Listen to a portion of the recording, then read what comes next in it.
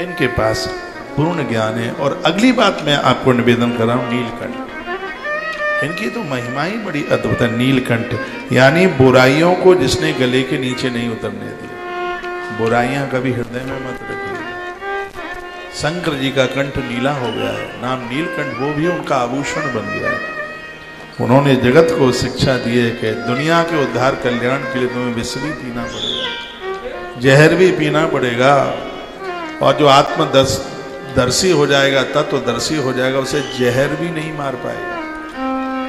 शिव तो वो तत्व है कि जहर भी उसके ऊपर अपना असर नहीं दिखाता।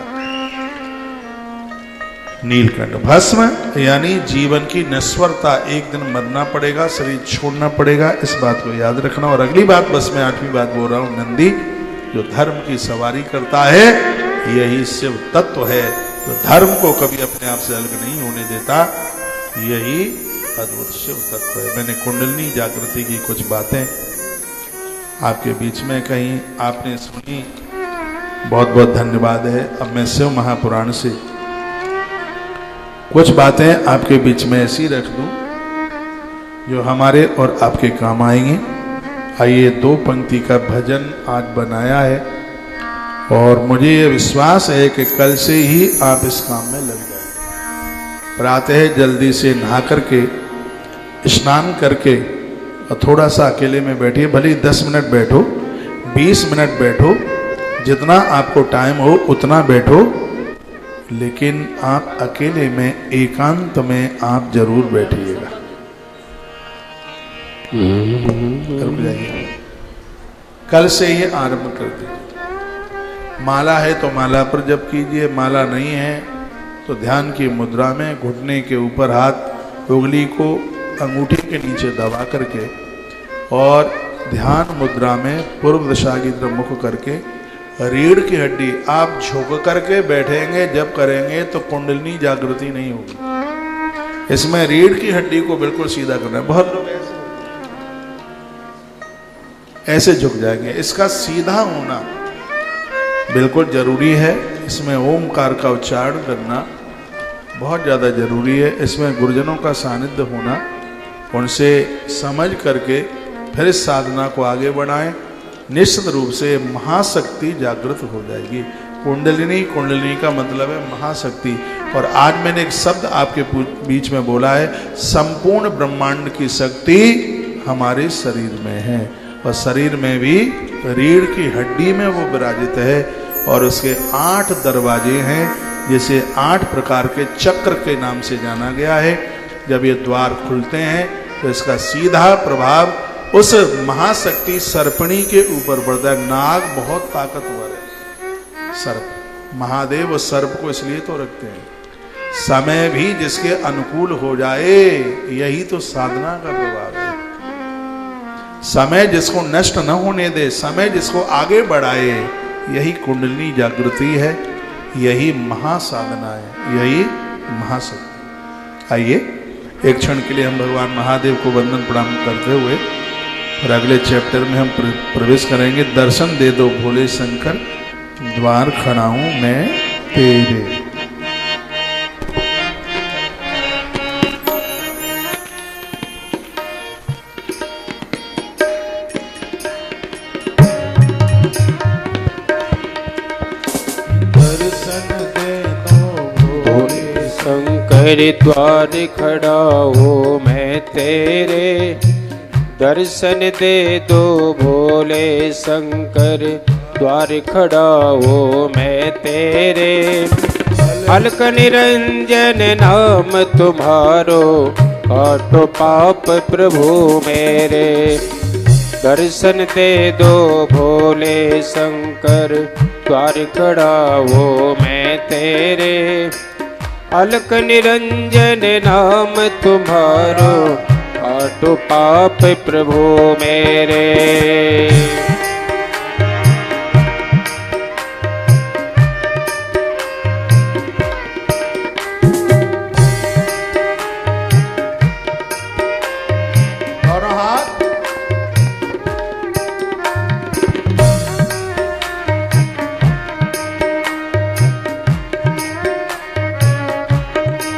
शायद ये पता होगा, देवताओं के पास जो भी कुछ है वो सब महादेव ने दिया है।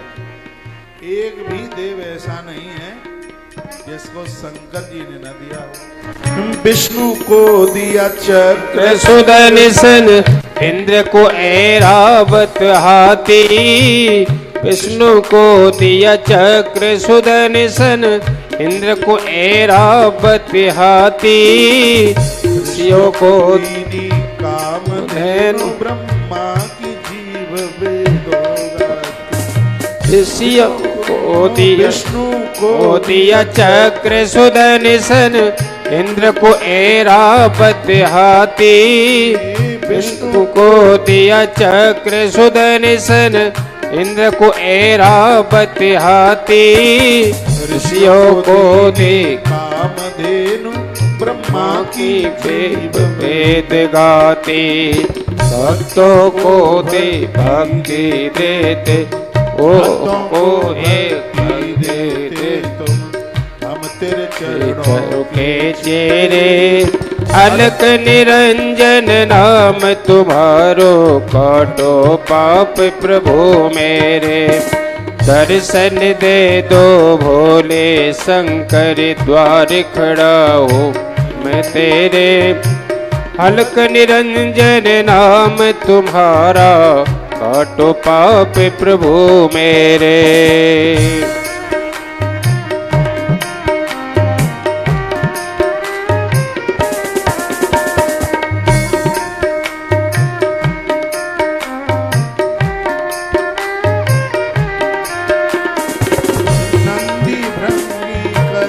आरती नंदी भृंगी करे आरती। नारद बीड़ा बजाते हैं, नंदी भृंगी करे आरती। नारद बीड़ा बजाते हैं, स्वर्ग लोक से सभी देवता फूल सदा बरसाते हैं।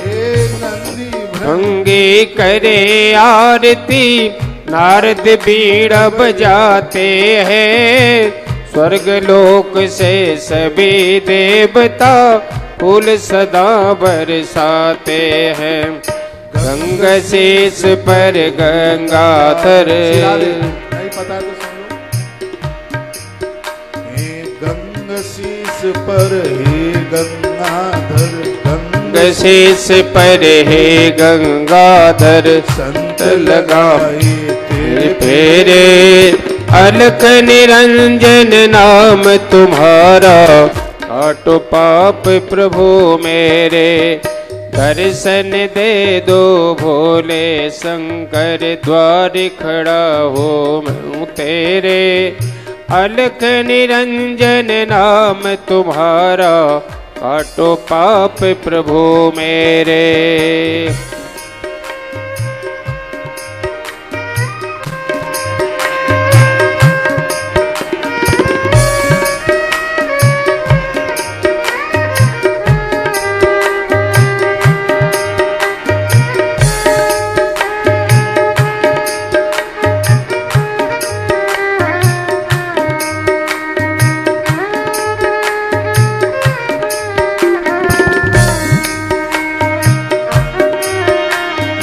अब डरदानी मेरे महादेवा, हाथ जोड़ प्रभु अर्ज करे। अब डरदानी मेरे महादेवा, हाथ जोड़ प्रभु अर्ज करे। पलक झपकते हैं मेरे शंकर, भक्तों के भंडार भरे। अब डरदानी मेरे महादेवा, हाथ जोड़ प्रभु अर्ज करे। पलक झपकते मेरे शंकर, भक्तों के भंडार भरे। दर्श को जाता खाली, दर से कोई नहीं जाता खाली। जो भोले के चरण गिरे, अलक निरंजन नाम तुम्हारा। काटो पाप प्रभु मेरे, दर्शन दे दो भोले शंकर। द्वार खड़ा हो मैं तेरे। अलख निरंजन नाम तुम्हारा, काटो पाप प्रभु मेरे।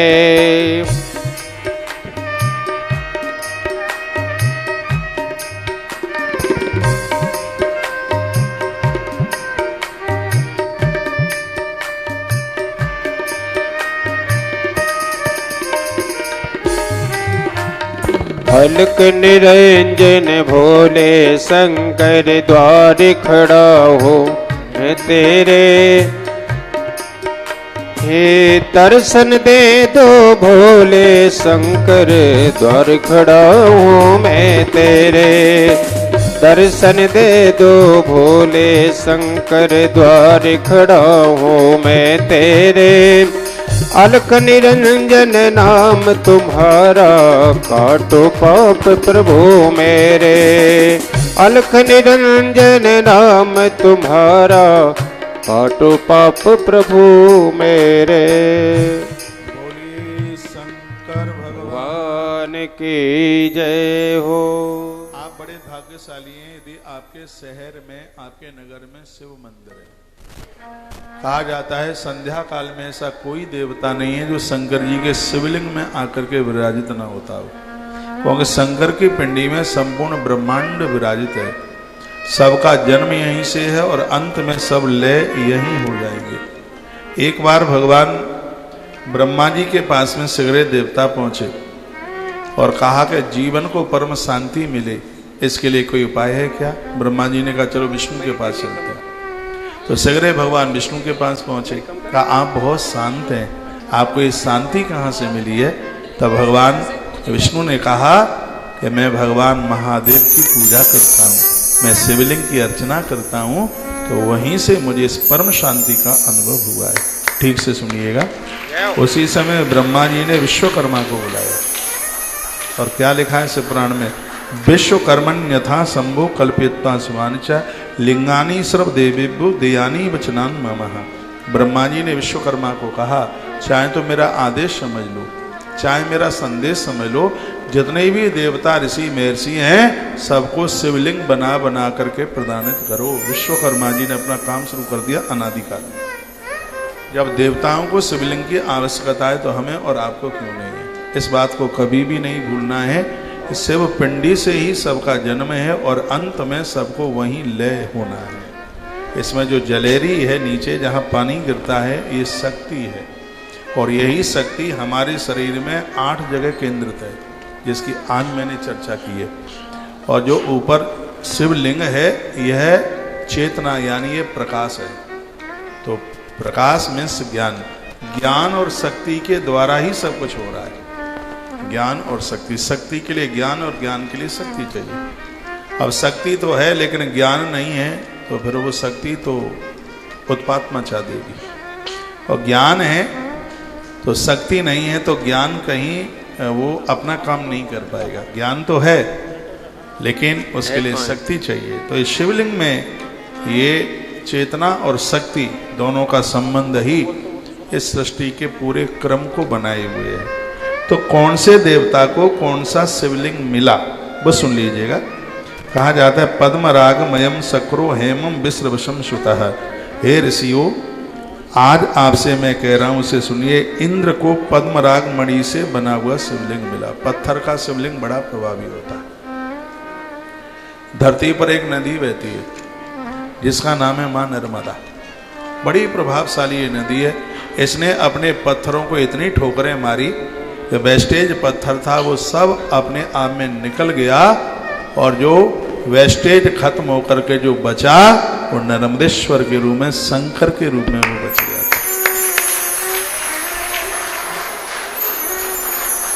और शिव की पूजा ही ऐसी है, शंकर की पूजा। शिवलिंग ऐसा है कि जिंदगी का सब वेस्टेज खत्म हो गया है, अब बस सार सार बच गया है, वही से पूजा। मैं कोई ऐसा करने के लिए नहीं आया हूं कि मैं आपकी और देवताओं की पूजा छुड़वा करके और मैं आपको सबको महादेव की पूजा से जोड़ने वाला हूं, ऐसा कुछ नहीं है। मेरी व्यासपीठ पर कृष्ण गोविंदा बैठे हैं, प्रभु हैं, एक तरफ हनुमान जी बैठे हैं, ये आप देख रहे हैं। हम राधा कृष्ण की भूमि में रहते हैं। मैं ये निवेदन आपको कर रहा हूं, इनको तुम तब समझ पाओगे जब महादेव से ज्ञान प्राप्त कर लिया है, वो चेतना आ गई है, नहीं तो इनकी पूजा बोर कर देगी, आप समझ ही नहीं पाएंगे। इनको पूजिए, लेकिन महादेव का ज्ञान तो अपने पास में रखिए, अपने 8 चक्रों के द्वार खोलिए, अपनी साधना को सहस्रास्त्र तक पहुंचाइए, फिर इनकी पूजा में इतना आनंद आएगा।